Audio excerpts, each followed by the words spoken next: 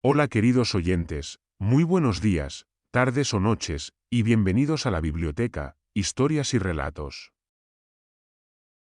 Un lugar donde las páginas se transforman en caminos, donde cada palabra es un eco del pasado y cada relato, una llama encendida en la oscuridad. Aquí rescatamos voces olvidadas, y forjamos mundos que esperan ser descubiertos.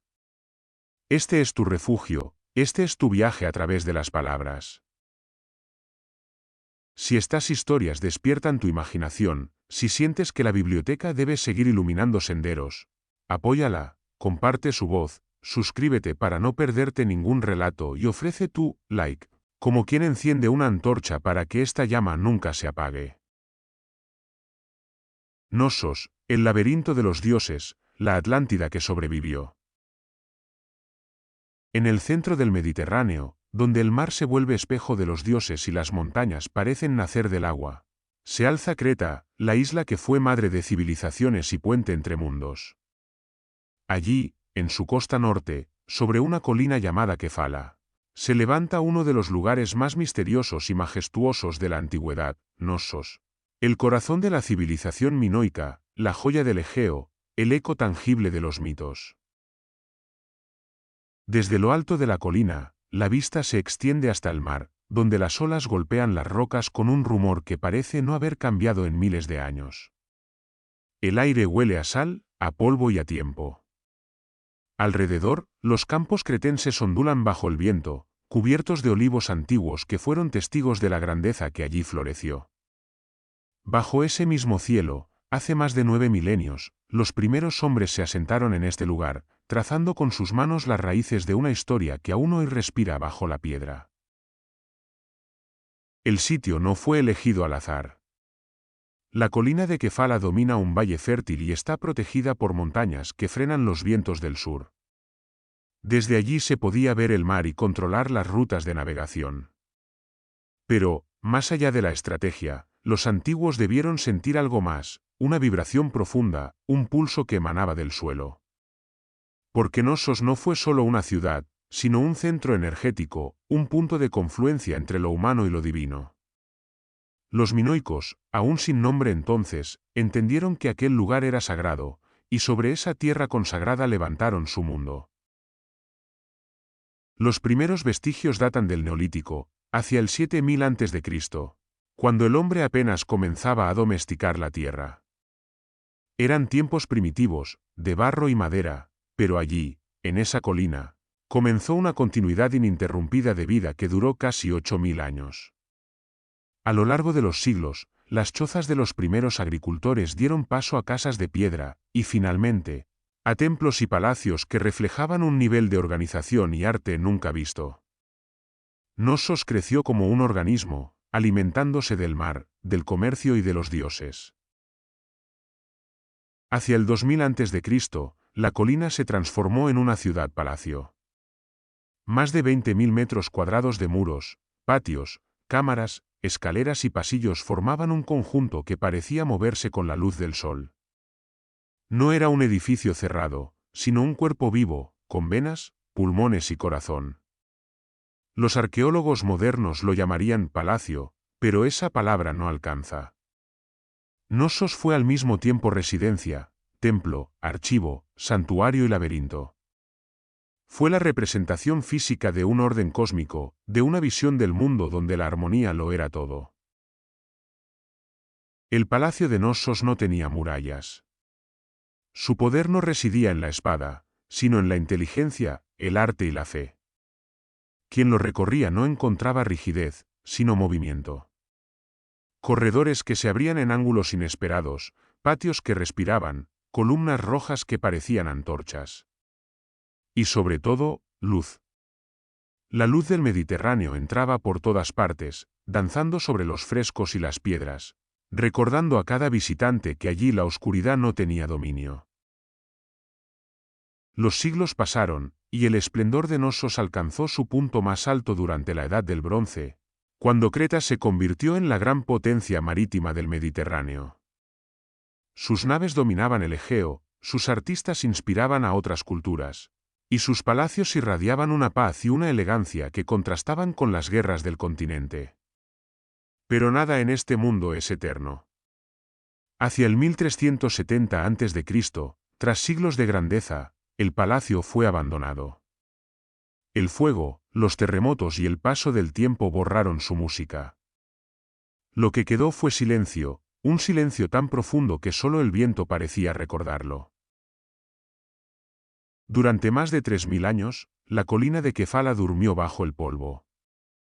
Los campesinos que cultivaban cerca hablaban de ruinas antiguas, de piedras extrañas, de pasajes subterráneos donde nadie se atrevía a entrar.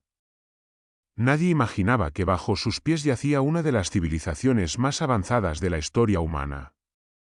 Hasta que, un día, el destino decidió volver a abrir el libro del pasado. Era el año 1900, y un arqueólogo británico de alma romántica y mente incansable llegó a Creta con una intuición ardiente, Sir Arthur Evans. Educado entre textos clásicos y mitos griegos, Evans estaba convencido de que tras las leyendas del rey Minos y el Minotauro había un núcleo de verdad. Compró los terrenos de Kefala, y con un grupo de obreros locales, comenzó a excavar. Lo que encontró superó incluso sus sueños. Bajo la tierra, como un gigante dormido, emergió el palacio. Piedra tras piedra, muro tras muro, Knossos volvió a la luz. Escaleras que descendían a oscuras cámaras, patios amplios cubiertos de polvo, frescos aún brillantes después de 3 milenios. Evans comprendió de inmediato que no estaba ante una ruina común. Aquello era el corazón de una civilización perdida. Fue él quien acuñó el término civilización minoica, en honor al legendario rey Minos. En su mente, la figura del monarca mitológico, hijo de Zeus y juez del inframundo, representaba la autoridad y el equilibrio de aquel pueblo. Evans no solo excavó, reconstruyó. Levantó columnas, repintó frescos, imaginó cómo debía lucir el palacio cuando estaba vivo. Muchos lo criticaron por ello, pero gracias a su visión, el mundo volvió a ver a Knossos no como un montón de ruinas, sino como una ciudad renacida. Mientras trabajaba, Evans encontraba fragmentos que parecían confirmar los viejos mitos. Laberintos de pasillos, figuras de toros, doble hachas grabadas en piedra, habitaciones donde la luz y la sombra se cruzaban en un juego casi hipnótico. Todo encajaba. En su imaginación, el laberinto del Minotauro no era una fábula, sino una metáfora de lo que tenía ante sus ojos. Un edificio tan vasto y complejo que parecía imposible de comprender en su totalidad. Para Evans, Minos había sido un rey sabio que gobernó con justicia, y el Minotauro, el símbolo del poder animal que debía ser controlado por el orden humano. Knossos, el palacio laberinto, representaba el alma de ese equilibrio. En él se unían la razón y la pasión, la tierra y el cielo, el hombre y el dios. Con cada nuevo hallazgo, el mito y la historia se fundían. Evans descubrió tablillas con signos desconocidos, la escritura lineal, aún indescifrada, y otras más recientes en lineal B, que los griegos micénicos usarían siglos después. Halló frescos donde mujeres vestidas con ropas coloridas participaban en rituales, y figuras masculinas que saltaban sobre toros con una gracia imposible. Nada en aquellas imágenes recordaba las culturas de la guerra, todo hablaba de danza, de equilibrio, de una religión que celebraba la vida. Knossos resurgió como un eco de la Atlántida, una civilización que había existido en paz, que había alcanzado la sofisticación sin violencia, y que el mar y el tiempo habían sepultado. Evans, sin saberlo, había tocado una herida dormida del mundo antiguo, la nostalgia de una era dorada. Hoy, cuando los visitantes caminan entre las columnas rojas y los suelos de yeso bruñido, cuando el viento sopla sobre la colina y el sol se refleja en los restos del palacio, es fácil imaginar lo que Evans debió sentir, la certeza de que no excavaba solo piedra, sino memoria viva. Knossos no fue un mito, sino una realidad que inspiró los mitos. Fue la casa de los dioses antes de que existiera el Olimpo, el laberinto del alma humana antes de que el hombre entendiera su propio reflejo. Y así, bajo el cielo inmortal de Creta, donde el mar aún canta y las sombras del pasado nunca se disuelven del todo, el palacio sigue en pie. No como ruina, sino como recuerdo eterno de lo que una vez fuimos cuando todavía sabíamos construir en armonía con la tierra y los dioses. Mucho antes de que los muros de Knossos se alzaran en piedra y color, antes incluso de que el nombre de Minos resonara en los labios de los poetas, la colina de Kefala ya estaba viva. Allí, donde la tierra es generosa y el aire del mar llega tibio, las primeras comunidades humanas encontraron refugio hace casi 9000 años. Eran tiempos de barro, fuego y semillas. Hombres y mujeres del Neolítico que miraban al cielo con temor y gratitud, conscientes de que cada lluvia era una bendición y cada sequía, una sentencia. Su mundo era pequeño pero pleno. Cultivaban trigo y cebada, recogían aceitunas silvestres, y domesticaban cabras y ovejas que les daban leche, carne y abrigo. Con arcilla modelaban vasijas que no solo servían para almacenar el grano, sino también para expresar belleza. Las decoraban con líneas onduladas y espirales, imitando el mar que les rodeaba. En sus manos, la tierra se convertía en arte. En sus corazones, el trabajo era sagrado. Poco a poco, la aldea creció. Los caminos se hicieron más firmes, las casas más amplias, las relaciones más complejas. Nació el intercambio, el trueque de cereales por obsidiana, de vino por cobre, de tejidos por conchas. A lo largo de generaciones, Creta se convirtió en un cruce de rutas entre Oriente y Occidente, entre Egipto, Anatolia y las islas del Egeo. La isla aprendió de todos y no copió a nadie. Transformó cada influencia en algo propio, único, armonioso. Hacia el 3000 a.C., el cambio fue visible. La tierra ya no estaba habitada solo por agricultores, surgió una élite urbana, pequeña al principio, pero poderosa en visión. Estos nuevos líderes no eran guerreros ni conquistadores. Eran administradores, sacerdotes, comerciantes, hombres y mujeres que sabían leer los signos del cielo y del mar, que organizaban el trabajo y las ofrendas, que guardaban el equilibrio entre los dioses y el pueblo. En torno a ellos se estructuró una sociedad sorprendentemente refinada. Las aldeas se transformaron en ciudades, los templos, en centros de administración, los almacenes, en los primeros bancos de la historia. En las tablillas de arcilla se registraban las cosechas, las ofrendas, los tributos. Y al compás de ese orden nacía también una nueva manera de construir, más ambiciosa, más planificada, más consciente del espacio y la luz. Era el período protopalacial, la semilla de lo que vendría después. De entre todas las ciudades, Knossos fue la que más rápido floreció.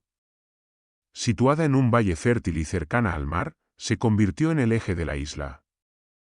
Allí, hacia el 1900 a.C., comenzó la obra que marcaría para siempre la historia del Egeo, el primer palacio de Knossos.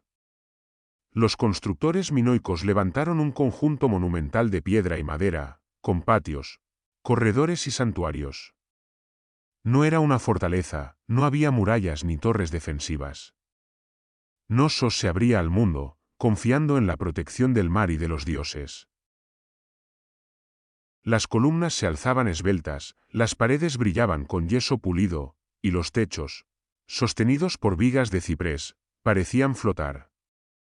En los patios, las procesiones religiosas honraban a la diosa madre y al toro, símbolo de la fertilidad y del poder terrenal. En las bodegas, grandes tinajas, los pitoi, guardaban aceite, vino y grano, la riqueza de la isla. Era un palacio que respiraba vida, un microcosmos de orden y abundancia. Pero la tierra que da también reclama. Alrededor del 1700 a.C., Creta fue sacudida por un terremoto devastador. El suelo rugió, los muros se partieron, los frescos se desmoronaron. El primer palacio de Knossos cayó. Las losas se quebraron como conchas, las escaleras se hundieron. El fuego consumió lo que el temblor no había destruido. Durante un tiempo, la colina volvió a ser silencio. Sin embargo, los minoicos no eran un pueblo que temiera la destrucción. Su fe en la vida era más fuerte que el miedo. Volvieron a la colina, recogieron los escombros y los transformaron en cimientos.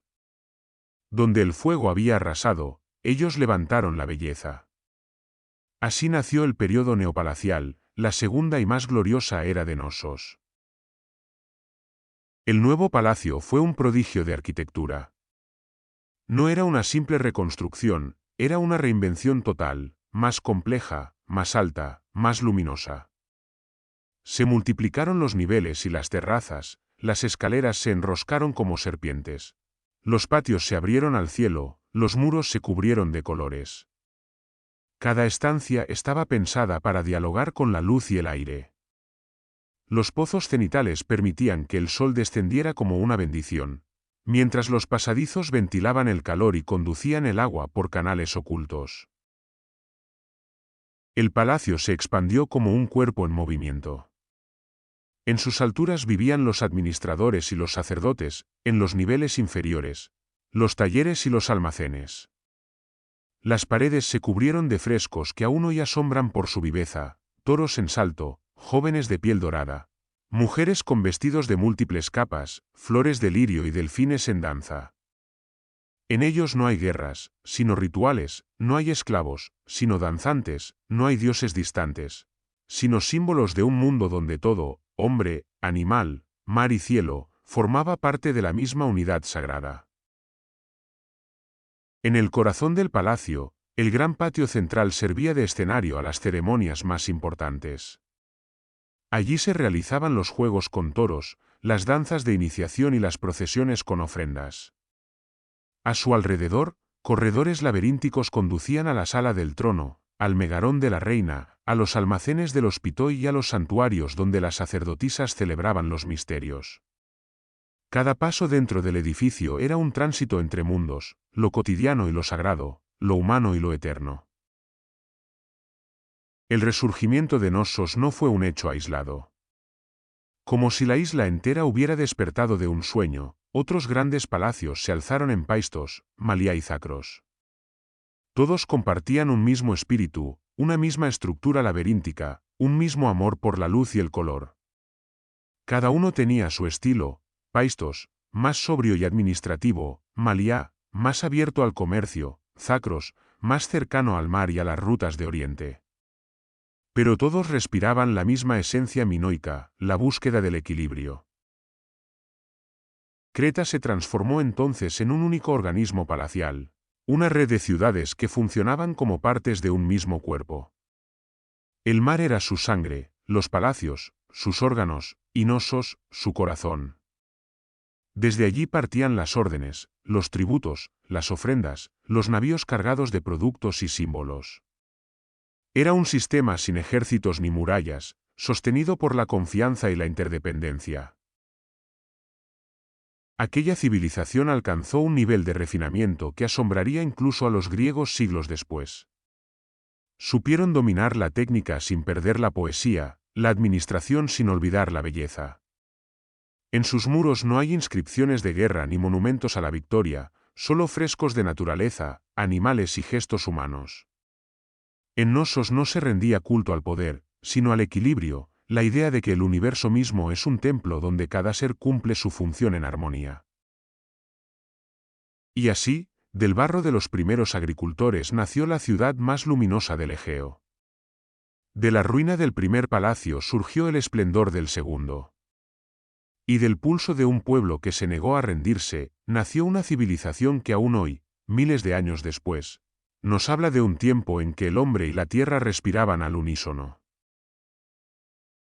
Porque Knossos no fue solo una obra arquitectónica, sino un acto de fe. Un recordatorio de que el caos puede dar paso a la armonía, de que toda destrucción puede ser principio, y de que, mientras el mar siga cantando en las costas de Creta, la voz de los minoicos, sus manos, su arte, su luz, seguirá viva en cada piedra bañada por el sol. Knossos fue una creación viva. No se trataba de un palacio en el sentido que luego darían los reyes griegos o los emperadores. Era un organismo diseñado para moverse con el sol, respirar con el viento y fluir con el agua.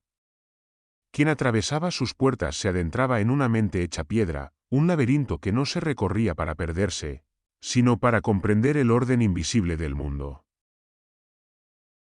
Su estructura laberíntica era el reflejo de una visión cósmica. Pasillos estrechos se abrían en corredores amplios. Escaleras descendían hacia cámaras subterráneas y luego ascendían hacia terrazas bañadas por la luz. Cada puerta conducía a otra, cada esquina escondía una sorpresa. Y sin embargo todo estaba perfectamente medido. Era un orden orgánico, un caos armonioso donde la lógica no era geométrica, sino simbólica. Los minoicos construyeron sin la obsesión de la simetría. Su idea de la belleza no era la rigidez, sino el equilibrio natural, como el de una planta o una ola. Así, el palacio crecía como un árbol, raíces profundas en los sótanos, tronco firme en los patios y ramas luminosas en los pisos superiores. El visitante que recorría sus corredores podía sentir esa progresión, como si pasara del vientre de la tierra a la claridad del cielo. Los materiales empleados hablaban del alma de Creta. La piedra caliza local formaba los muros, cortada con precisión y ajustada sin apenas mortero. Era un material poroso, capaz de respirar con la humedad del aire. La madera de ciprés, flexible y resistente, se usaba en vigas y marcos. Su elasticidad amortiguaba los terremotos, como si el edificio tuviera un instinto propio de supervivencia. Las paredes, cubiertas con yeso bruñido, brillaban como nácar bajo la luz del sol. En algunos pasillos, aquel brillo era tan intenso que debía de parecer que uno caminaba entre espejos. Nada era puramente decorativo, cada elemento cumplía una función. La madera aportaba vida, la piedra, permanencia, el yeso, luz. El palacio entero era un diálogo entre los tres estados del ser, lo vivo, lo sólido, lo efímero. Pero lo que realmente elevaba a Knossos por encima de su tiempo eran sus innovaciones técnicas, prodigios que incluso hoy asombran a los ingenieros. Los arquitectos minoicos comprendieron el secreto de la luz cenital, aberturas verticales en los techos y entrepisos que permitían que el sol descendiera como un hilo de oro hacia las estancias más profundas. No era una luz violenta, sino tamizada, casi sagrada. En la sala del trono, ese haz de claridad caía directamente sobre el asiento de piedra, como si el propio cielo coronara a quien se sentaba allí. También dominaban el arte de la ventilación cruzada. Las ventanas y puertas estaban dispuestas de modo que el viento del norte, fresco y constante, recorriera el edificio de lado a lado. En los días más calurosos del verano, el aire fluía sin necesidad de máquinas ni artificios. Así, el palacio permanecía habitable, silencioso, fresco, una arquitectura que respiraba. El sistema de drenaje era otro milagro. Debajo del palacio corría una red de canales de piedra que recogía el agua de lluvia y la conducía fuera del edificio sin inundaciones. En los pisos altos, tuberías de terracota llevaban agua corriente a fuentes y bañeras. Algunas estancias privadas tenían incluso retretes con descarga de agua, una comodidad que Europa no volvería a conocer hasta 3000 años después. El agua era vida, y en Knossos fluía como las arterias de un cuerpo divino. El conjunto se organizaba alrededor del gran patio central, el corazón palpitante del palacio. Allí confluían todos los caminos, todas las miradas y todos los rituales. Era un espacio abierto al cielo, pavimentado con losas que relucían como oro bajo el sol. En sus bordes, las columnas rojas y negras sostenían galerías donde se reunían los sacerdotes, los funcionarios y el pueblo durante las ceremonias. Era el escenario de los juegos con toros, de las procesiones con ofrendas, de las danzas sagradas. El aire debía vibrar con el sonido de los tambores y los cánticos, y cuando el viento soplaba, las telas colgantes y las llamas de los pebeteros bailaban con el mismo ritmo que las personas. Al oeste del patio, en una zona más recogida, se encontraba la sala del trono. Era una estancia pequeña, pero cargada de poder simbólico. En el centro, Un asiento tallado en piedra caliza blanca se alzaba contra el muro. A ambos lados, frescos de grifos, mitad leones, mitad águilas, vigilaban el espacio, símbolos de fuerza y divinidad. Frente al trono, un pequeño estanque servía para las abluciones rituales. Cuando el sol descendía por el pozo de luz, la habitación se llenaba de reflejos dorados y rojos. No era un lugar de ostentación, sino de misterio. Nadie sabe con certeza si allí se sentaba un rey, una sacerdotisa o la representación viviente de una diosa. En el ala este, bañado por la claridad del amanecer, se encontraba el megarón de la reina, uno de los lugares más bellos del mundo antiguo. Era un espacio íntimo, de paredes pintadas con delfines azules y peces plateados que nadaban entre algas y corales. En el suelo, losas decoradas con espirales y motivos florales. Allí fluía el agua por canales invisibles, llenando pequeñas bañeras de piedra. El aire olía a mar, a flores y a aceite perfumado. Todo en aquel recinto hablaba de serenidad, de equilibrio, de placer estético. No era un dormitorio, era un santuario doméstico, una celebración de la vida. En los niveles inferiores, más cerca de la tierra, se abrían los almacenes de los pitoi, donde la economía del palacio latía en silencio. Pasillos largos y oscuros albergaban cientos de tinajas gigantes, los pitoi, alineadas con precisión matemática. En su interior se guardaban aceite de oliva, grano, vino, miel y ofrendas. Cada vasija estaba sellada con un símbolo grabado en arcilla, signo de un sistema administrativo tan avanzado como cualquier estado posterior. Allí se encontraba la riqueza material de Creta, custodiada como si fuera un tesoro sagrado. Por encima de todo esto, los frescos policromos cubrían los muros y devolvían la vida al conjunto. No eran simples decoraciones, eran el alma visible del palacio. Los colores, rojos intensos, azules profundos, blancos luminosos, negros terrosos, formaban una sinfonía visual que envolvía al visitante en una atmósfera de movimiento perpetuo. En los corredores, los artistas habían pintado procesiones de hombres y mujeres llevando ofrendas. En los salones, jóvenes saltando sobre toros, sacerdotisas con serpientes en las manos, flores de lirio, lirios, palomas y delfines. Cada fresco era una invocación, un recordatorio de que el mundo era danza. No había guerras ni cadenas, ni dioses distantes en tronos de fuego, solo seres humanos en armonía con la naturaleza. El arte minoico no buscaba la dominación, sino la belleza del instante. Las figuras se mueven, sonríen, respiran. Las mujeres visten túnicas de múltiples capas que revelan el contorno del cuerpo sin pudor, símbolo de libertad y poder. Los hombres son ágiles, curvados por la acción, dueños de una gracia que parece suspendida entre lo real y lo espiritual. Es el triunfo del movimiento sobre la rigidez, de la vida sobre la eternidad. Así, Knossos se convierte en un templo del equilibrio. Su laberinto de piedra no es prisión, sino metáfora. Representa el camino del alma entre la oscuridad y la luz, entre el caos y la forma, entre el instinto y la razón. Quien lo recorre, aunque no lo sepa, revive la historia de la humanidad, el paso de lo salvaje a lo civilizado, del miedo al asombro, de la cueva al cosmos. Y aún hoy, bajo el sol cretense, ese laberinto sigue respirando. Los turistas que caminan entre sus columnas restauradas no lo saben, pero cada paso que dan repite una antigua ceremonia. El viento que entra por los pasillos es el mismo que acariciaba los frescos hace 4000 años. La luz que cae sobre las piedras es la misma que guiaba a los sacerdotes en sus procesiones. Knossos, incluso en ruinas, no ha muerto.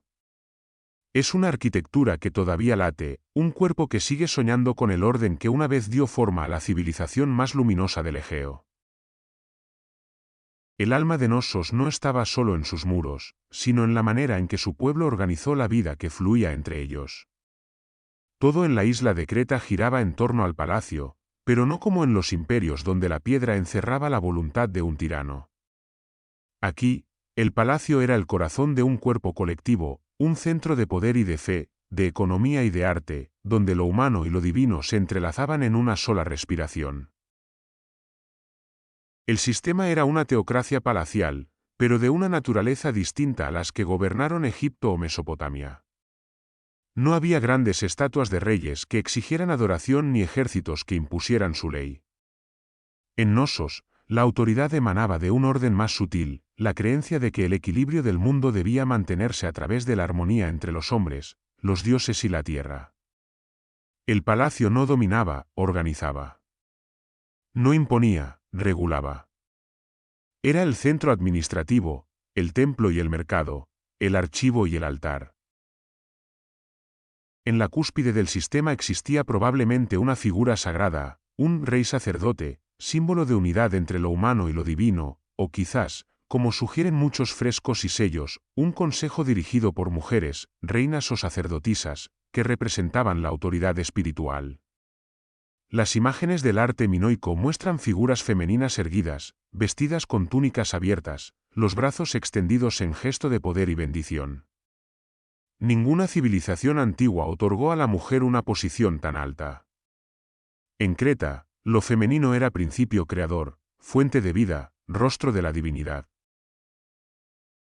En las procesiones pintadas en los muros, ellas llevan las ofrendas, presiden los rituales, portan las serpientes del renacimiento y los lirios de la fertilidad. No son acompañantes del poder, son el poder mismo. El orden minoico parece haber estado guiado por la noción de que el equilibrio del cosmos debía reflejarse en la sociedad, y en esa visión, la mujer era el eje. El rey sacerdote, si existía, no gobernaba solo, compartía su autoridad con quienes representaban el principio vital de la diosa. El palacio se sostenía sobre una economía redistributiva, un modelo tan sofisticado que siglos después los micénicos apenas pudieron imitarlo. En los niveles inferiores de Knossos se abrían filas de almacenes donde se guardaban montañas de productos: grano, aceite de oliva, vino, miel, lana, metales preciosos, marfil y cerámica. Todo lo que la tierra o el mar producían pasaba por los depósitos del palacio. Desde allí, los administradores registraban cada entrega, controlaban los excedentes y los redistribuían a la población según las necesidades. Era un sistema sin moneda en el sentido moderno, basado en la confianza y en el flujo. El aceite y el vino servían para los rituales, el grano, para alimentar a los artesanos, los metales, para fabricar herramientas y ofrendas. Cada producto tenía un valor simbólico y práctico. Nada se desperdiciaba. Los sellos encontrados, miles de pequeños trozos de arcilla con signos grabados, muestran un control administrativo minucioso, casi obsesivo.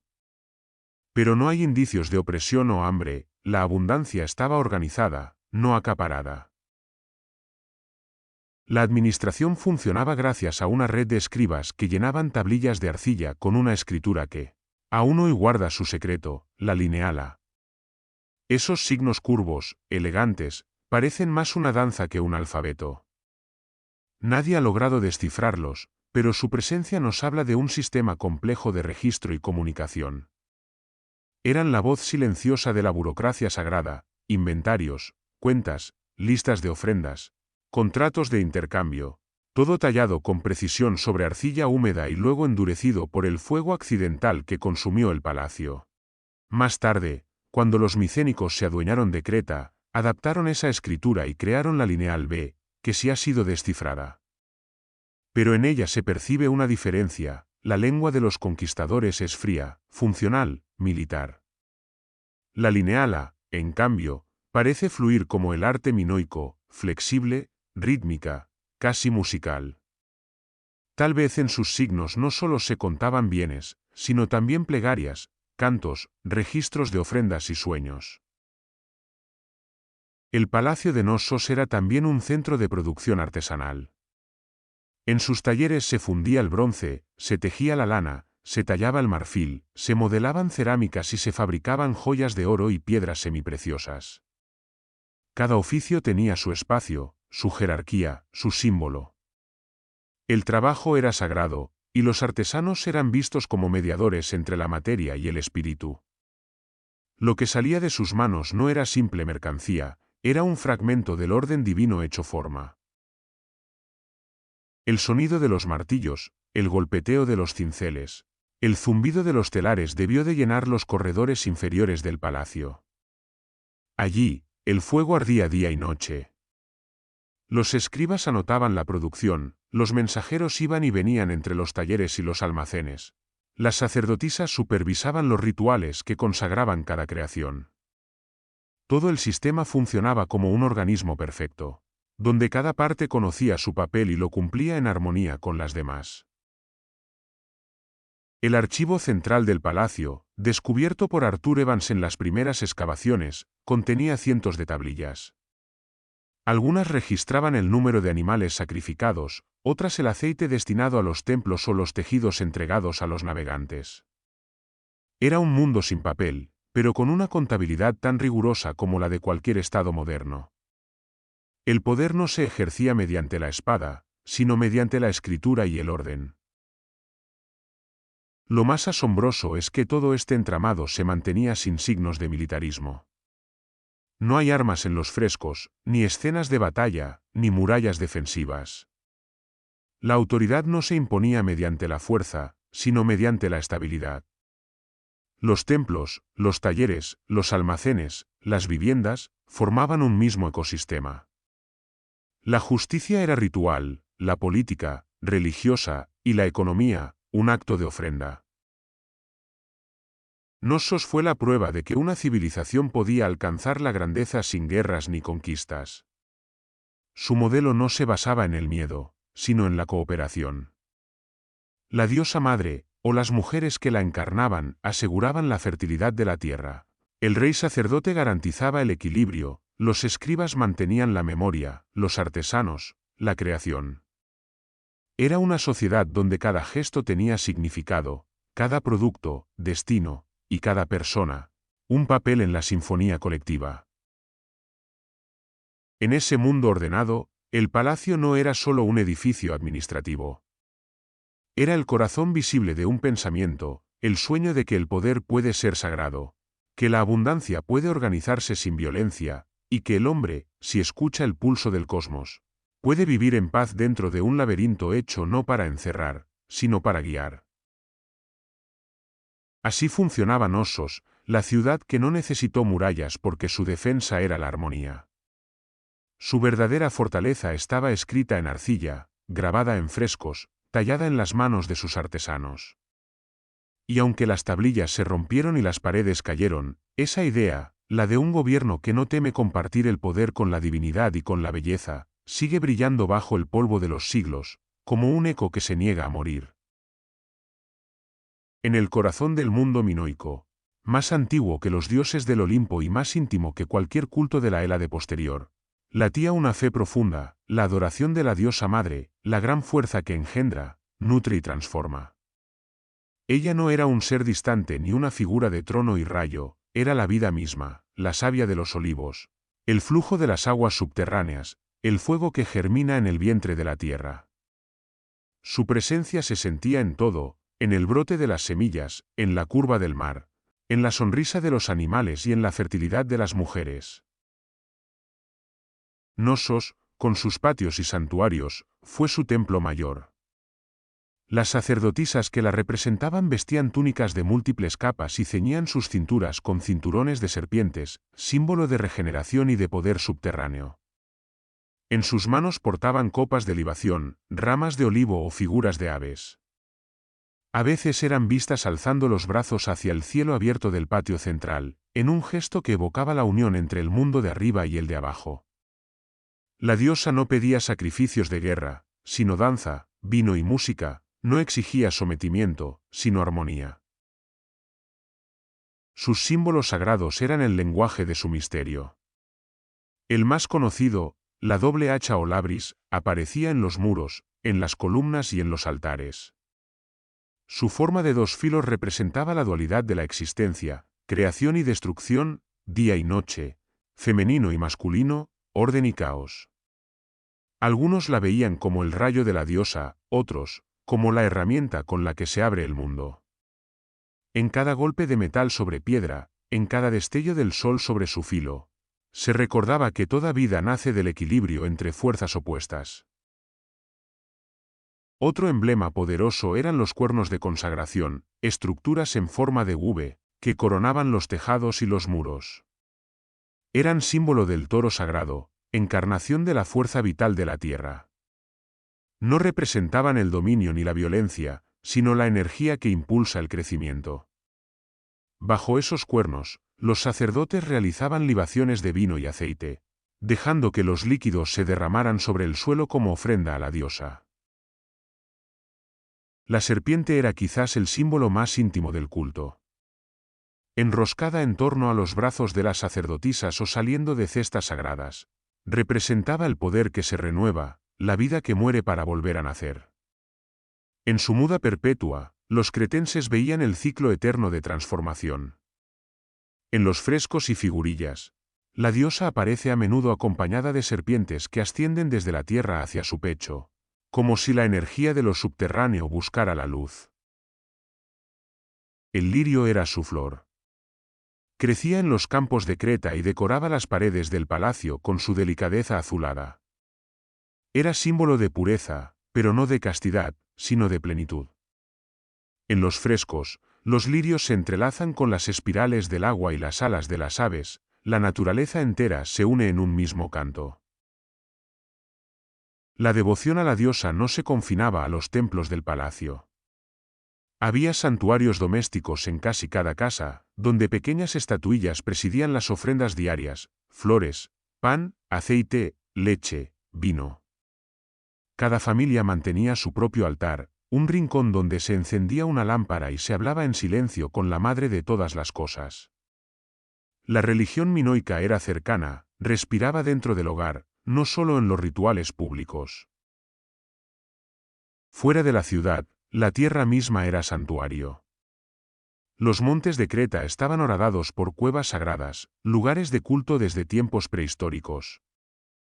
En el monte Ida, los fieles acudían a rendir homenaje a la diosa que, según la leyenda posterior, amamantó al niño Zeus ocultándolo de su padre Cronos.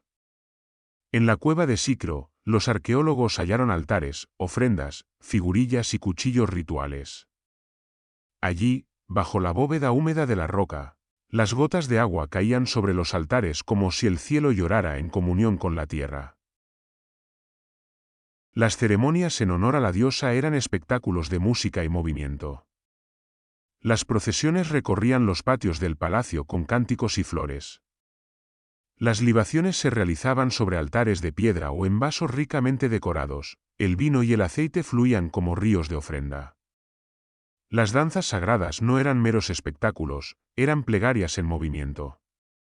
Los cuerpos se arqueaban, giraban, se inclinaban al ritmo de los tambores y las flautas, reproduciendo los ciclos del cosmos. Entre todos los rituales, ninguno fue tan emblemático como la taurocatapsia, el salto del toro. En el gran patio de Nossos, hombres y mujeres jóvenes se enfrentaban al animal sagrado. Cuando el toro cargaba, ellos corrían hacia él, tomaban impulso sobre sus cuernos y saltaban por encima de su lomo en un gesto que combinaba fuerza, fe y belleza. No era un acto de violencia ni de dominio, sino una danza entre la vida y la muerte, entre el instinto y el espíritu. El toro representaba la energía del mundo, y quien lo enfrentaba debía aprender a fluir con ella, no a destruirla. A los ojos de los griegos posteriores, estas prácticas se transformaron en mitos. Lo que fue rito se volvió historia, y lo simbólico se volvió literal. Así nació la leyenda de Minos, el rey que reinaba desde Nossos con sabiduría y justicia, elegido por los dioses para mantener el orden. Su esposa, Pasífae, un reflejo de la diosa misma, fue poseída por un deseo divino hacia un toro blanco enviado por Poseidón. De esa unión nació el Minotauro, el ser mitad hombre y mitad bestia que encarnaba el conflicto entre la razón y el instinto, entre la luz del palacio y las sombras del laberinto. El sabio Dédalo, llamado por Minos, construyó un laberinto para encerrar al monstruo. Pero ese laberinto era más que una prisión, era una metáfora del alma humana. de su búsqueda incesante por dominar su propia naturaleza. Cuando Teseo, guiado por el hilo de Ariadna, descendió a los pasillos del laberinto y dio muerte al Minotauro, no solo venció a una bestia, venció al caos que habita en cada hombre. En ese mito, los griegos resumieron lo que Creta había comprendido 1000 años antes, que el equilibrio del mundo depende de la reconciliación entre el orden y la pasión, entre la mente y el cuerpo, entre el dios y el animal. Knossos fue el escenario real que inspiró esa enseñanza. Su palacio, con sus corredores que parecen girar eternamente sobre sí mismos, fue el espejo del laberinto interior. La religión minoica no fue una doctrina ni una jerarquía, sino una sabiduría vivida. Enseñaba que el hombre no debe dominar la naturaleza, sino danzar con ella, que la divinidad no está lejos, sino en cada fruto, en cada ola, en cada respiración. La diosa madre no era un ídolo, era el mundo entero mirándose a sí mismo a través de los ojos humanos. Por eso Knossos aún vibra, miles de años después. Porque más allá de su ruina, su esencia perdura, el recuerdo de un pueblo que no adoró la guerra ni la conquista, sino el milagro cotidiano de existir. En su culto a la diosa, en sus símbolos de serpiente y lirio, en sus danzas y sus cantos, Creta nos dejó una verdad olvidada, que el orden solo tiene sentido cuando nace del amor a la vida.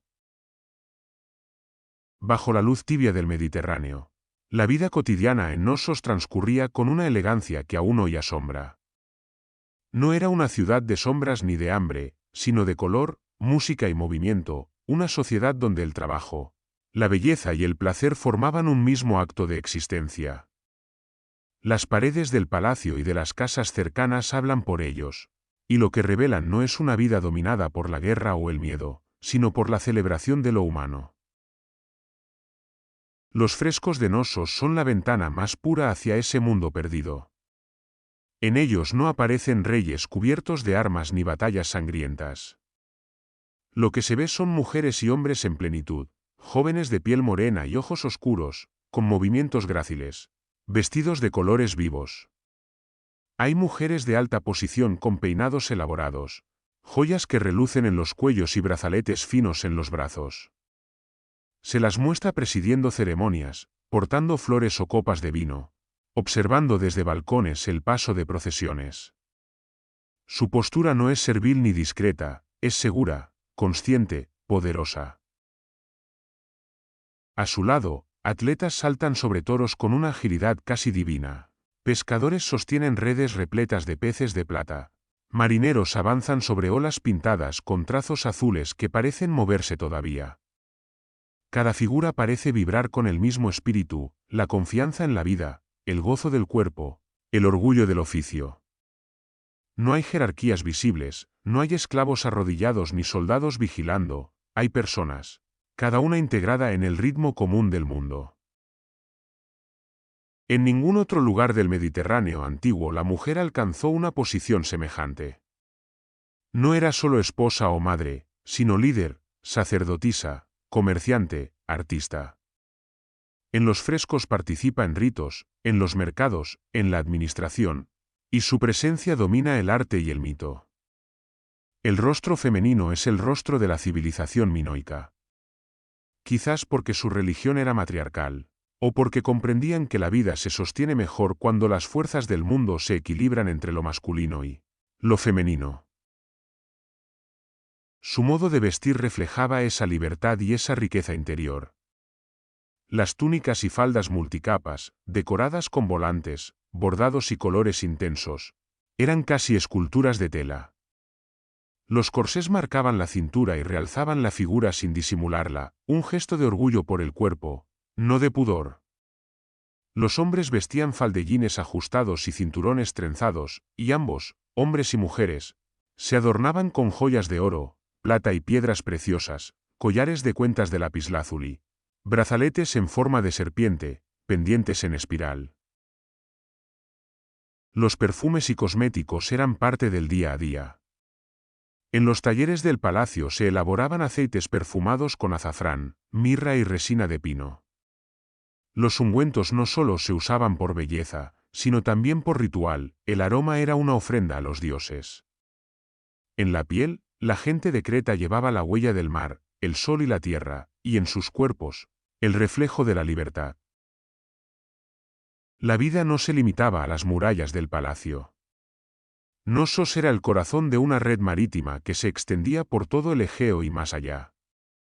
Sus barcos de velas cuadradas y remos largos zarpaban hacia Egipto, Siria, Chipre y las Cícladas, llevando cerámica, tejidos y aceite, y regresaban con metales, marfil, piedras preciosas y especias. En los frescos aparecen esas naves elegantes, con proas curvadas y tripulaciones disciplinadas, surcando un mar azul que no conocía fronteras. El comercio no era solo económico, sino cultural. Los minoicos traían ideas, estilos, símbolos. De Egipto adoptaron la precisión en los pigmentos, de Siria, los sellos cilíndricos, de Chipre, el gusto por el cobre, de las Cícladas, la pureza geométrica. Pero nada en ellos era copia, todo se transformaba en un lenguaje propio, reconocible, minoico. El símbolo del poder y del refinamiento de Creta fue su cerámica. Durante el período protopalacial, los alfareros de Knossos desarrollaron el estilo Camares, una de las mayores expresiones artísticas de la antigüedad.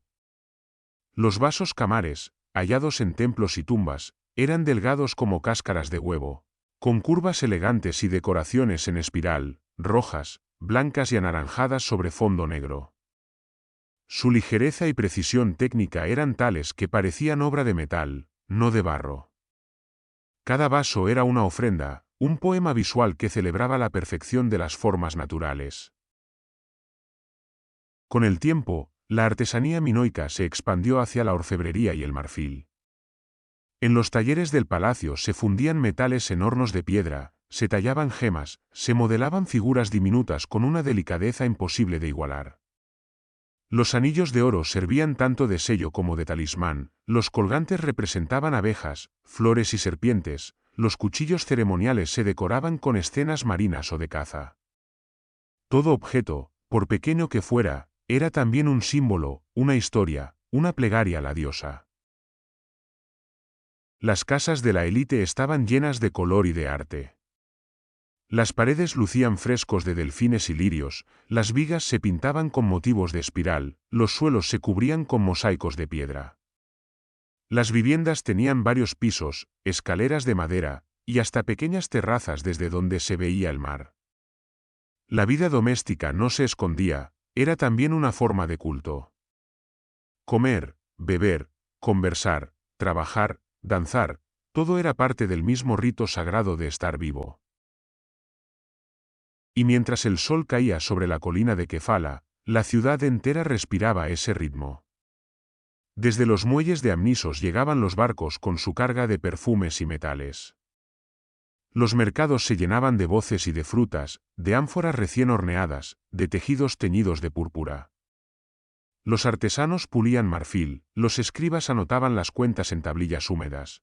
Los niños jugaban en las calles, las sacerdotisas preparaban las ofrendas para la diosa. Era una civilización que no conocía el exceso de la violencia ni la miseria de la servidumbre. Su poder se basaba en el orden y la alegría, en la belleza como forma de vida.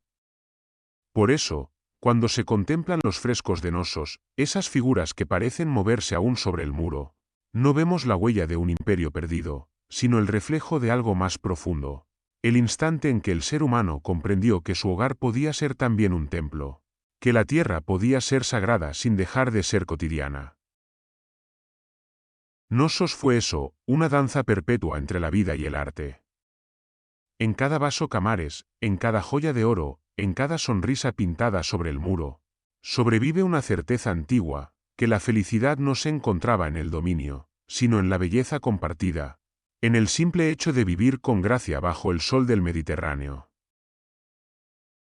La grandeza de Knossos no se sostenía solo en su arte ni en su religión, sino en algo más silencioso y poderoso, su tecnología. En un tiempo en que la mayoría de las civilizaciones aún dependían de la intuición y el azar, los minoicos habían domesticado la materia y comprendido el flujo invisible de la naturaleza. En sus manos, La ingeniería se convirtió en poesía práctica, un modo de mantener la vida en equilibrio con el entorno. Bajo los suelos bruñidos del palacio latía un entramado oculto de canales, cisternas y conductos subterráneos que asombraría incluso a los ingenieros modernos. La ingeniería hidráulica de Knossos era una obra maestra de precisión y respeto por la tierra. Desde manantiales naturales situados en las colinas cercanas, acueductos de piedra conducían el agua hasta el corazón del palacio. Allí, en cisternas cuidadosamente selladas, se almacenaba y distribuía a través de tuberías de terracota con uniones cónicas que evitaban las fugas, una innovación que no volvería a verse hasta muchos siglos después. El agua no era un lujo, era el alma que daba vida al edificio. Corría hacia los baños del Megarón, abastecía fuentes interiores, y descendía por un sistema de drenaje subterráneo que evacuaba el exceso hacia el valle. Incluso las aguas residuales eran conducidas con pendiente calculada, utilizando gravedad y presión natural. Esas galerías, aún visibles hoy, muestran la obsesión minoica por la limpieza, el equilibrio y la durabilidad. El palacio respiraba, sudaba, se purificaba, como si fuera un organismo consciente. Los muros, por su parte, eran lienzos de ciencia y arte. Los pintores minoicos trabajaban con una técnica avanzada de fresco verdadero, aplicando pigmentos sobre yeso húmedo para que el color se fusionara con la pared.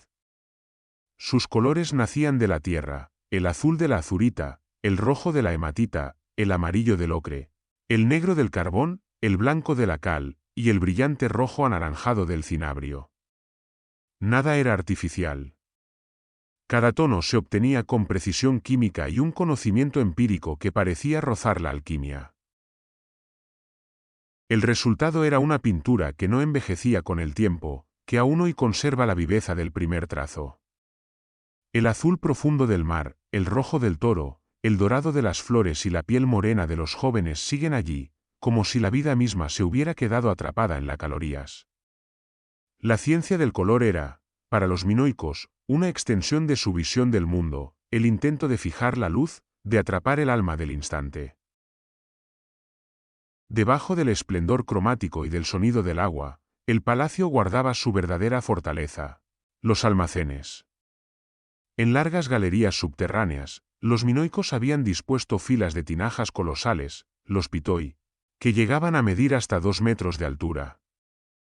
De barro cocido y decoradas con relieves en espiral o motivos de cuerda, aquellas vasijas eran las arterias del sistema económico.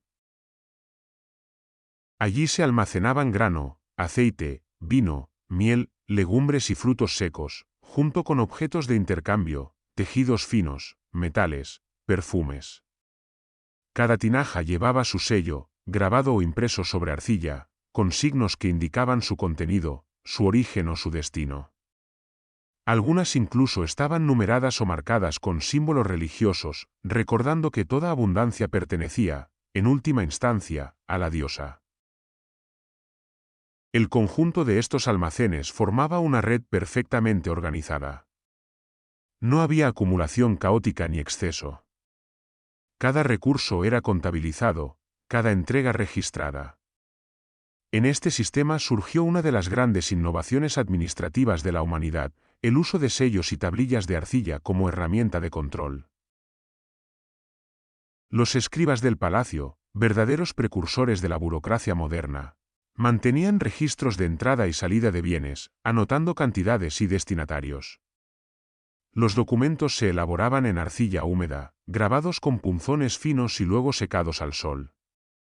En caso de incendio, como ocurrió al final del palacio, el fuego los endurecía para siempre, convirtiéndolos en testigos involuntarios de un sistema económico brillante.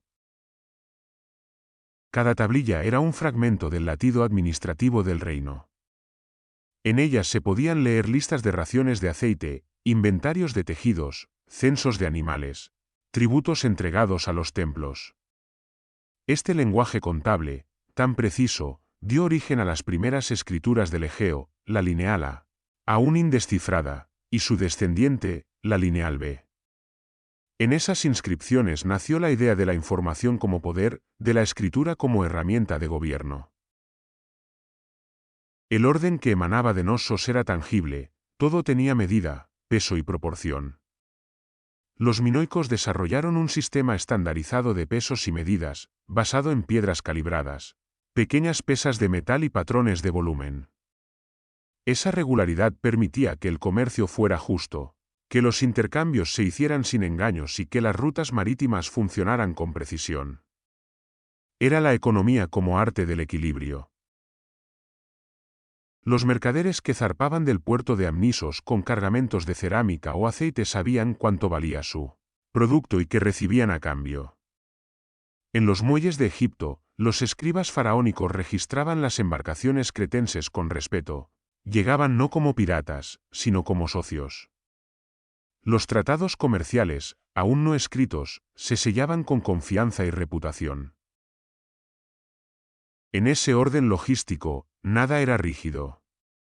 El sistema estaba hecho para fluir, no para imponerse. Como el agua que recorría sus canales, la economía de Knossos se movía con suavidad, sin necesidad de coerción. La exactitud de las medidas y la pureza del registro no servían para controlar, sino para sostener la armonía. Esa mezcla de ciencia y espiritualidad era el sello de los minoicos. Su ingeniería no estaba al servicio de la dominación, sino del bienestar, su contabilidad, al servicio de la comunidad, su tecnología, al servicio de la vida. En cada pitos, en cada canal oculto bajo el suelo, en cada pigmento cuidadosamente molido, se reflejaba su filosofía, la búsqueda de equilibrio entre lo útil y lo bello, entre la mente y la materia, entre el hombre y su mundo. Por eso Knossos fue mucho más que un palacio. Fue una máquina viviente, un laboratorio del alma humana. Allí donde el agua corría pura, donde los colores no morían y los números ordenaban la abundancia, la civilización minoica alcanzó un grado de perfección que rara vez volvería a repetirse. Aún hoy, cuando la lluvia cae sobre las ruinas y se filtra por las antiguas canalizaciones, el agua sigue su curso como hace 4000 años. Desciende por los mismos pasillos de piedra, resuena bajo el suelo y desaparece hacia el valle. Es el eco del ingenio y de la armonía. La voz de una civilización que entendió que la verdadera tecnología no es la que conquista, sino la que permite que el mundo siga respirando. El mar fue siempre el aliado y la extensión natural de Creta. Desde las alturas de Knossos, cuando el sol nacía sobre el horizonte del Egeo, las aguas parecían un camino líquido que se desplegaba en todas direcciones, invitando a partir, a explorar, a unir islas y costas lejanas bajo el mismo pulso azul. De aquel horizonte nació la grandeza de los minoicos, su talassocracia, el dominio del mar. No fue una conquista impuesta por la espada, sino un tejido sutil de comercio, diplomacia y cultura. Los barcos cretenses, de proas curvas y velas color ámbar, surcaban el Egeo con una maestría sin igual. Navegaban ligeros y veloces, guiados por estrellas y vientos que solo ellos conocían. Desde sus puertos, Amnisos, Comos, Zacros, partían cargamentos de cerámica, tejidos, aceite y vino, y regresaban con cobre, marfil, piedras preciosas y noticias del mundo. Así se extendió el poder de Knossos, no mediante la guerra, sino a través del flujo constante de las olas. El mar Egeo se convirtió en su red viva. Las rutas conectaban Creta con las Cícladas, con Rodas, con las costas de Anatolia y el continente griego. En cada isla, los minoicos dejaban una huella, templos, estilos artísticos, sellos con la labris, frescos donde los colores y las formas delatan su origen cretense. Era un imperio sin fronteras visibles, una confederación marítima sostenida por el comercio y la admiración. Los griegos posteriores dirían que ningún barco enemigo osaba navegar sin permiso del rey Minos. Una leyenda que nacía de la verdad simbólica de aquella supremacía marítima. Uno de los reflejos más deslumbrantes de esa influencia se halló en la isla de Santorini, la antigua Tera, donde la ciudad de Acrotiri floreció como una hija luminosa de Creta. Allí, entre las calles pavimentadas y las casas de varios pisos, los frescos repiten la gracia minoica. Mujeres con vestidos ceñidos, jóvenes pescadores, barcos adornados con guirnaldas. Todo respira el mismo espíritu, la confianza en la vida, el amor por el color, la ausencia de miedo. Incluso el desastre que la destruyó, la erupción volcánica que cambió el destino del Egeo, no pudo borrar esa semejanza. Los muros de Acrotiris son los de Nosos, trasladados sobre lava y ceniza. Más al norte, en el continente griego, la huella minoica se fundió con el temple guerrero de los micénicos. En Micenas, Tirinto y Pilos, los arqueólogos hallaron objetos y estilos que solo podían venir de Creta. Copas de oro con formas de lirios, frescos con figuras en movimiento, sellos con toros y espirales. La arquitectura micénica aprendió de los palacios minoicos el arte del megarón, del patio central, del corredor columnado. Pero donde Creta construyó armonía, Micenas levantó poder, donde Nosos cantó al mar. Los aqueos respondieron con muros ciclópeos. El espíritu minoico fue semilla y espejo, lo que en Creta era danza, en Grecia se convirtió en epopeya. Las relaciones de Nosos se extendieron aún más lejos, hacia los reinos del Nilo. En las tumbas de Tebas y en los archivos de Amarna, los escribas egipcios dejaron constancia de emisarios llegados de la isla de Keftiu, nombre con el que designaban a Creta.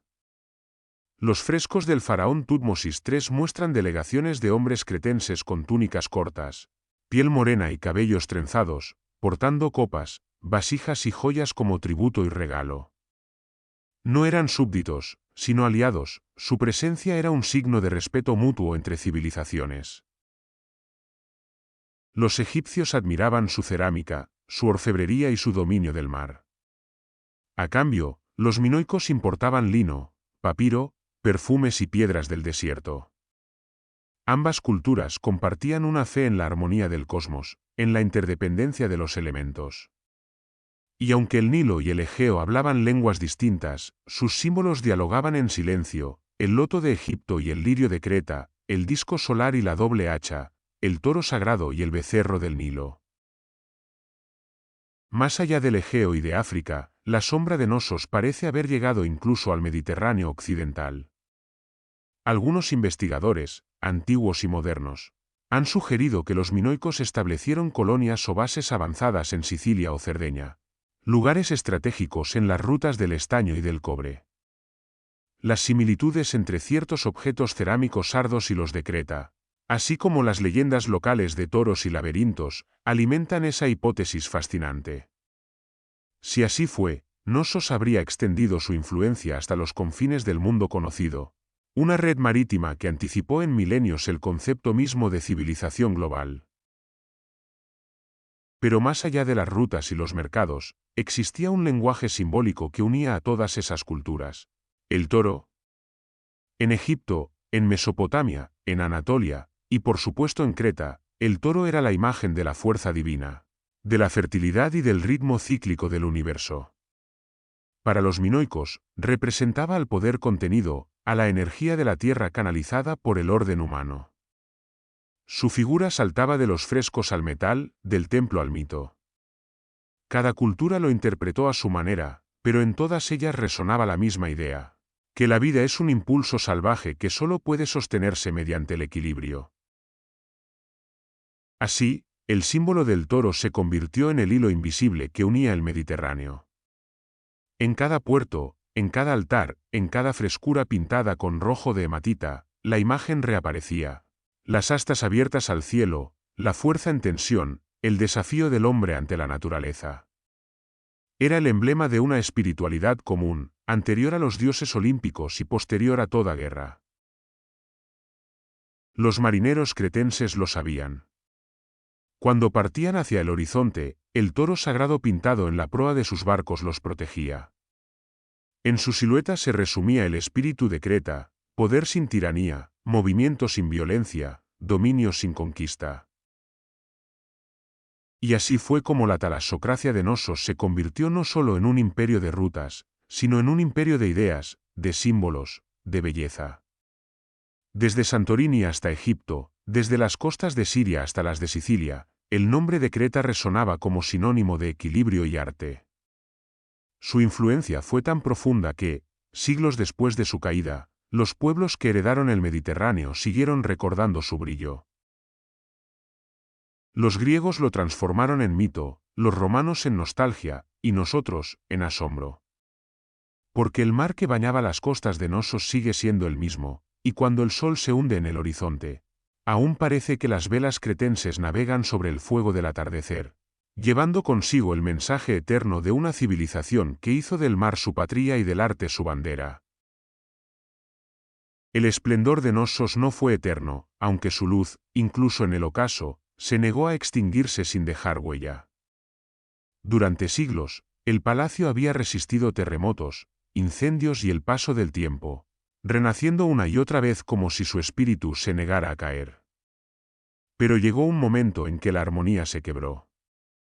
El ciclo que había comenzado con la fertilidad de la tierra y la música del mar terminó envuelto en fuego, ceniza y silencio. Hacia el 1450 a.C., el destino de Creta cambió para siempre. Nadie sabe con certeza cómo comenzó la tragedia, pero las señales se repiten en todos los rincones del Egeo. Algo titánico ocurrió. En la isla de Tera, la actual Santorini, el volcán entró en erupción con una fuerza inimaginable. La montaña se abrió en dos y el cielo se volvió noche. Columnas de ceniza se alzaron kilómetros sobre el mar, mientras el fuego y el humo oscurecían el sol durante días. El estruendo se oyó hasta Egipto, y el mar, perturbado por la violencia de la explosión, levantó olas gigantescas que se estrellaron contra las costas de Creta. El tsunami, como un dios desatado, arrasó los puertos y los valles. Las flotas que hacían de los minoicos dueños del mar fueron destruidas en cuestión de horas. Las ciudades costeras, Amnisos, Paistos, Maliá, Zacros, quedaron sepultadas o deshabitadas. En Nosos, aunque el palacio resistió en parte, el golpe fue devastador, los canales se cegaron.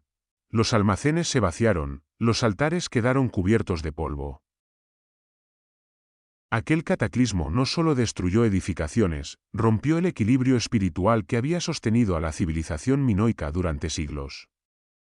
La diosa madre, que había protegido la isla, pareció callar por primera vez. Los ritos continuaron, las procesiones siguieron cruzando los patios, pero ya no con la alegría de antes. Algo invisible se había roto, la confianza en la continuidad del mundo. En medio del caos, el vacío de poder atrajo nuevas fuerzas. Desde el norte, a través del mar Egeo, comenzaron a llegar los micénicos, gentes de lengua griega, guerreros y comerciantes, que habían admirado y envidiado la riqueza de Creta. Algunos llegaron como aliados, otros como invasores silenciosos. Se infiltraron en los puertos, ocuparon talleres y almacenes, adoptaron las costumbres cretenses, pero tras su aparente respeto por la civilización minoica, traían una visión distinta, la del hierro y el dominio, la del poder que nace de la fuerza y no del equilibrio. Durante un tiempo, Noso sobrevivió bajo influencia micénica, en una coexistencia tensa. Los nuevos señores mantuvieron la administración palacial, usaron los talleres, emplearon a los escribas minoicos y adaptaron la escritura lineal a su propio idioma, creando la lineal B. En apariencia, el sistema continuó, las tablillas seguían registrando aceite y vino, los sellos marcaban los productos, los frescos se repintaban. Pero la esencia había cambiado. El arte se volvió más rígido, los colores menos libres, las figuras menos danzantes. Donde antes había armonía, comenzó a surgir jerarquía. El alma de Nosos, sin embargo, resistió. Incluso bajo dominio micénico, el palacio siguió siendo un centro de administración y culto. En sus patios se continuaron los rituales, aunque ya bajo otras divinidades. Pero era una llama que se apagaba lentamente. Hacia el 1370 a.C., los incendios finales devoraron lo que quedaba del gran edificio. Las vigas ardieron, los frescos se ennegrecieron, los techos se derrumbaron. Los pitois se rompieron, vertiendo su aceite sobre las piedras, alimentando las llamas que consumían los corredores. Nadie reconstruyó Nosos. Los sobrevivientes se dispersaron hacia las montañas o hacia las costas, tal vez en busca de un nuevo comienzo. El sistema palacial, que había sostenido durante siglos el orden de la isla, se desmoronó sin estruendo militar, sino con la lenta desintegración de su propio equilibrio. Lo que había sido un organismo perfecto, un laberinto de vida, arte y fe, se convirtió en un esqueleto de ruinas. Y sin embargo, el recuerdo no murió. El pueblo que quedó, los descendientes de los antiguos artesanos y sacerdotisas, conservaron en su memoria las historias del gran palacio y de sus misterios. Con el tiempo, esas memorias se transformaron en mitos. Contaban que un rey llamado Minos había reinado en Knossos, elegido por los dioses para mantener el orden del mundo.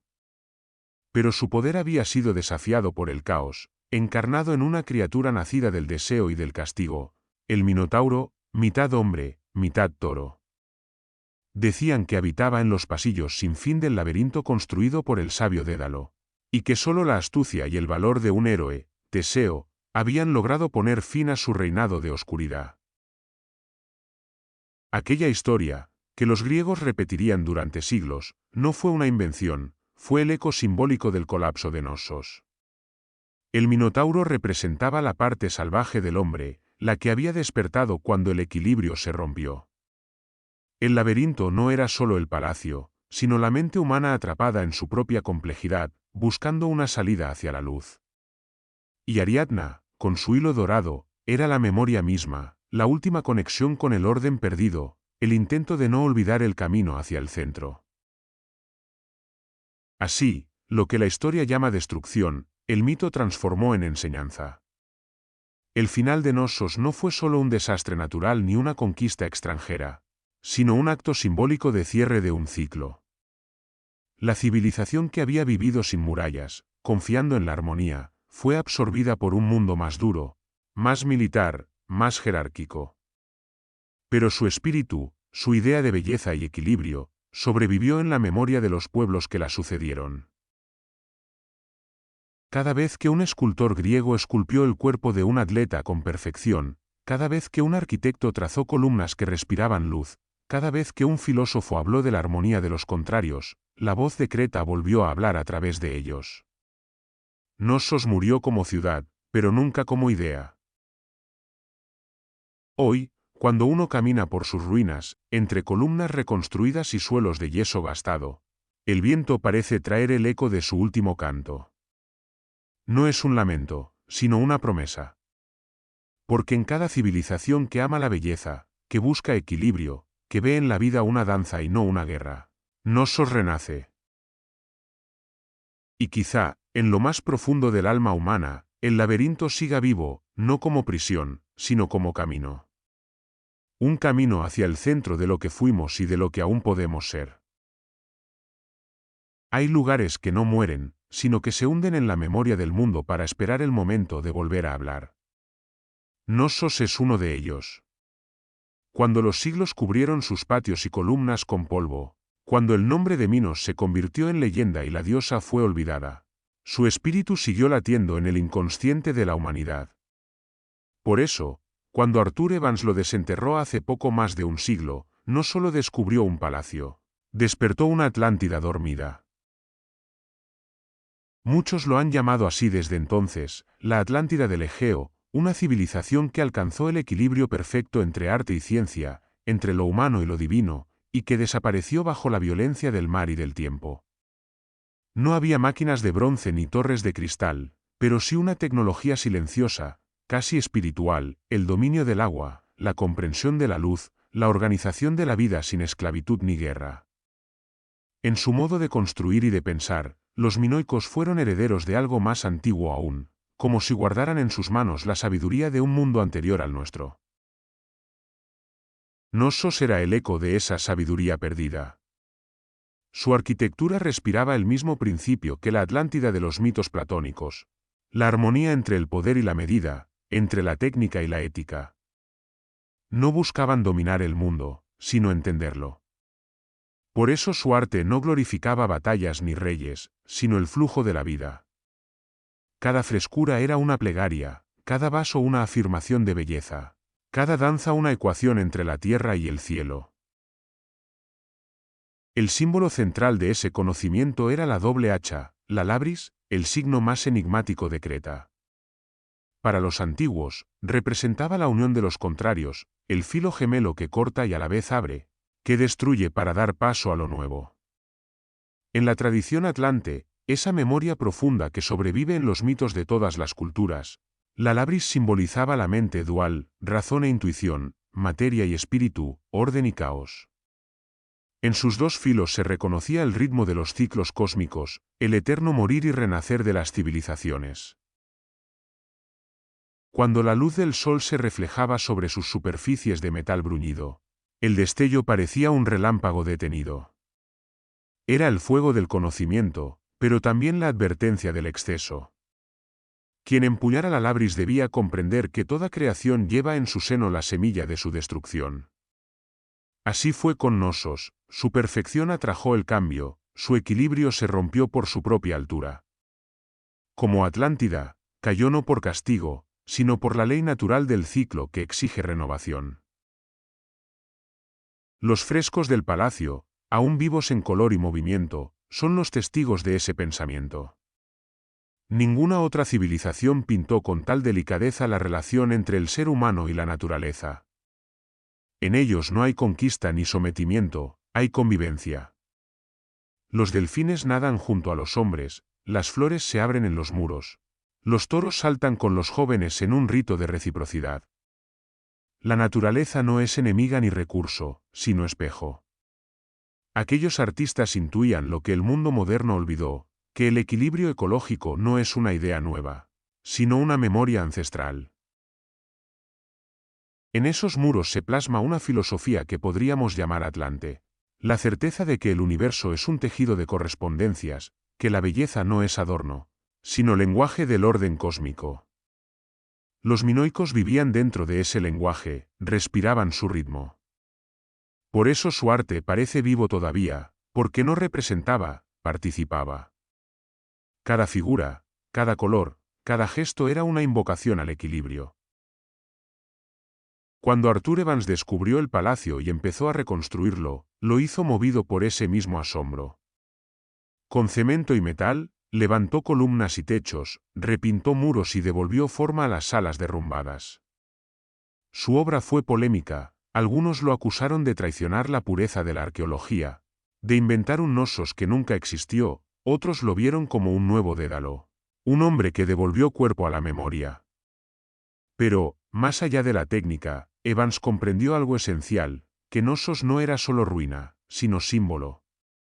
Que para entenderlo había que revivirlo. Su reconstrucción, aunque imperfecta, sirvió para algo más grande que la ciencia, despertó el mito. Entre las columnas rojas que hoy se alzan sobre la colina, uno puede sentir la frontera difusa entre la historia y la leyenda. Allí, donde el cemento moderno toca la piedra antigua, se cruzan los dos mundos, el del pasado tangible y el de la memoria eterna. Y tal vez en ese cruce se manifiesta la verdadera naturaleza de Knossos, ser puente, no solo entre Oriente y Occidente, sino entre lo real y lo arquetípico. Porque más allá de su fecha, su técnica y su arte, Knossos encierra algo más profundo, el recuerdo del orden perdido. No el orden impuesto por la fuerza, sino el equilibrio natural que surge cuando el ser humano vive en comunión con su entorno. La civilización minoica, como la Atlántida de los filósofos, representa el sueño de un mundo donde la sabiduría y la belleza son una misma cosa, donde el gobierno es servicio, el trabajo es arte y la religión es gratitud. Su caída, entonces, no fue un final, sino un preludio, el primer eco del ciclo que repite la humanidad en cada era. Como la Atlántida sumergida, Knossos nos recuerda que toda civilización que olvida su armonía con la vida está destinada a hundirse bajo su propio peso. Pero también que, de ese hundimiento, puede nacer la semilla de un renacer. Hoy, entre las sombras del Museo de Heraclión y las piedras tibias de la colina de Kefala, el espíritu de Knossos aún habla. No lo hace con palabras, sino con símbolos. En la curva de una columna, en la sonrisa de una sacerdotisa pintada, en la precisión de un canal de agua, susurra un mensaje antiguo, que el conocimiento sin equilibrio es ruina, y que la verdadera grandeza del hombre está en construir como construyeron ellos, no contra la tierra, sino con ella. Knossos fue, y sigue siendo, un espejo del alma atlante, el reflejo de una humanidad que una vez supo vivir en armonía y que, quizás, puede recordarlo. Entre sus ruinas, la historia y el mito se funden en un solo pulso. La piedra respira, la luz se derrama, y el viento del Egeo lleva la promesa de un retorno. Porque mientras el mar siga cantando su nombre, Knossos no será una ruina, sino una advertencia luminosa. La memoria de lo que fuimos cuando aún recordábamos quiénes somos. Y así llegamos al final de este relato. Gracias por acompañarme en este viaje a través de las palabras. Espero que hayas disfrutado la historia tanto como yo al compartirla contigo. Recuerda que en la biblioteca siempre habrá un nuevo mundo que descubrir, una voz que escuchar, un eco que revivir. Hasta la próxima, y que tengas muy buenos días, tardes o noches. No olvides suscribirte y dejar tu like para seguir explorando juntos más relatos.